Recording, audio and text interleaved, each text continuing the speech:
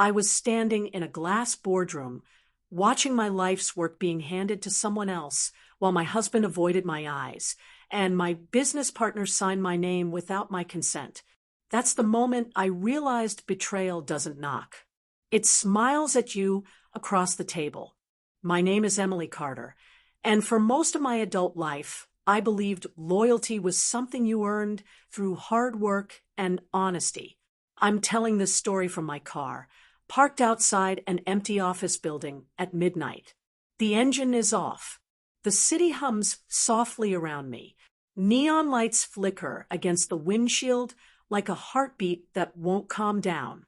This building used to be mine, not just legally, but emotionally. I built my company from a folding table, a second-hand laptop, and sleepless nights fueled by coffee and stubborn hope. It wasn't glamorous, but it was honest.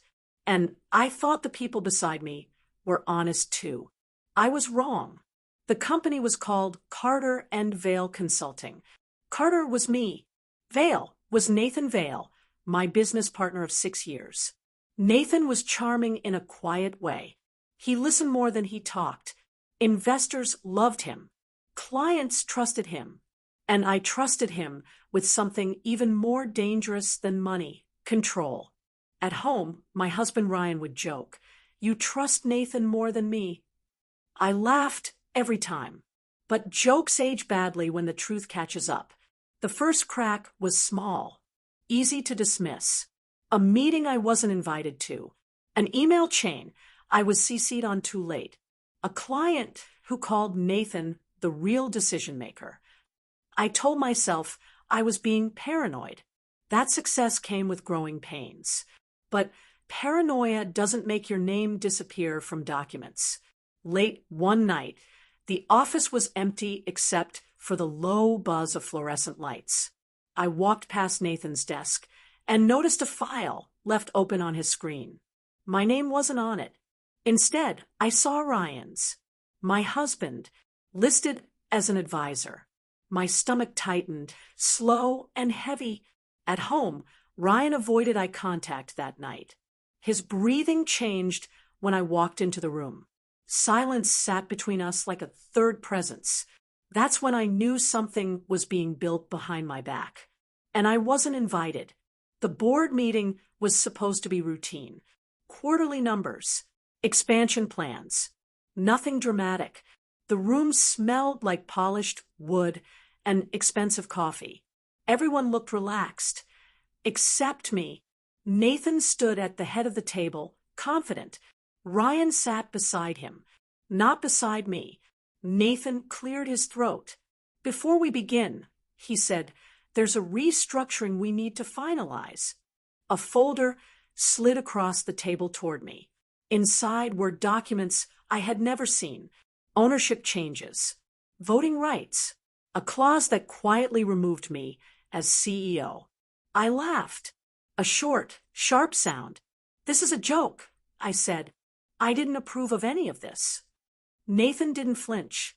"You did," he replied calmly. 6 months ago." My heart started racing. Ryan finally looked at me, and in his eyes, I didn't see confusion. I saw guilt. "I needed security," Ryan said softly. "Nathan helped me understand the bigger picture." The bigger picture. That's what they called pushing me out of my own company. "You forged my approval," I whispered. Nathan leaned forward. "You were emotional, overworked. We did what was best for the business." The room spun. I wasn't crying. I wasn't screaming. I was watching the version of my life I believed in collapse, quietly, professionally, efficiently. That's how betrayal works when it wears a suit. I walked out of the meeting without another word. Phones started buzzing within minutes. Emails, messages, confusion. Clients asking why my signature had changed. Employees asking if rumors were true. At home, Ryan tried to explain. He said he felt left behind. That Nathan promised stability, that I was too focused on work. I stared at the man I had trusted with my future. "You didn't lose me," I said quietly, "You traded me." The divorce papers came faster than I expected. Nathan tried to keep things civil. He offered a settlement, a quiet exit. What he didn't know was that I had kept copies of everything, every original document, every email, every draft before my name disappeared. I didn't need revenge. I needed the truth. That night, I couldn't sleep. The house felt unfamiliar, like I was trespassing in a life that had already moved on without me. Ryan's side of the bed was untouched. His phone buzzed once on the nightstand, lighting up the dark room, and I hated myself for wondering if it was Nathan. I opened my laptop, not to cry, not to beg, to confirm. I went through archived emails, old contracts, shared cloud folders I hadn't touched in years. Every click tightened something in my chest. There it was, slow, methodical, deliberate. Drafts of agreements sent late at night. Revisions labeled final. My digital signature copied, resized, reused. They hadn't rushed it. They had planned it. The next morning, I walked into the office unannounced. Conversations stopped mid-sentence. People avoided my eyes. One employee, a woman I had mentored, followed me into the hallway.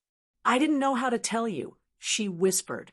"They said you already approved everything." That was the most painful part. Not the money, not the power. It was realizing how easily my absence had been explained away. By noon, my access was revoked. My keycard blinked red. Security escorted me out like a stranger.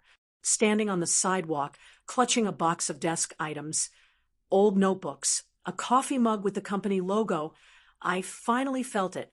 Not anger, grief, for the version of myself who believed building something together meant no one would try to take it from her.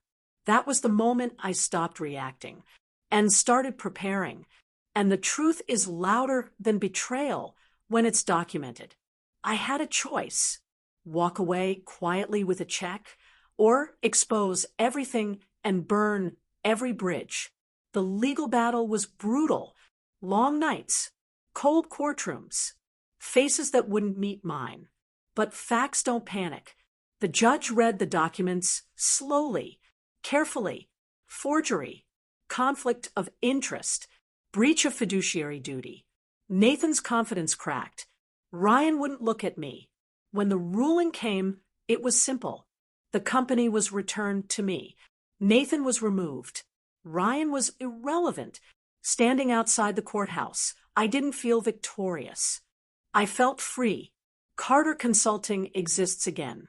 Smaller, cleaner, honest. I changed the locks, changed the board. I changed myself. Some nights, I still sit in my car and remember who I was before betrayal taught me clarity. I don't hate them. I just don't make space for people who confuse love with access. Trust is not blind. It's earned and protected. My name is Emily Carter.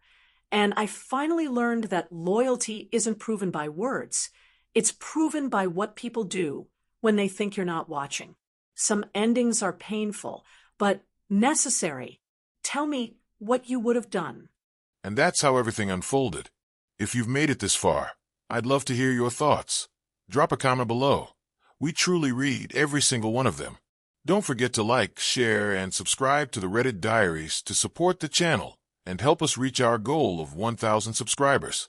Your support means the world to us.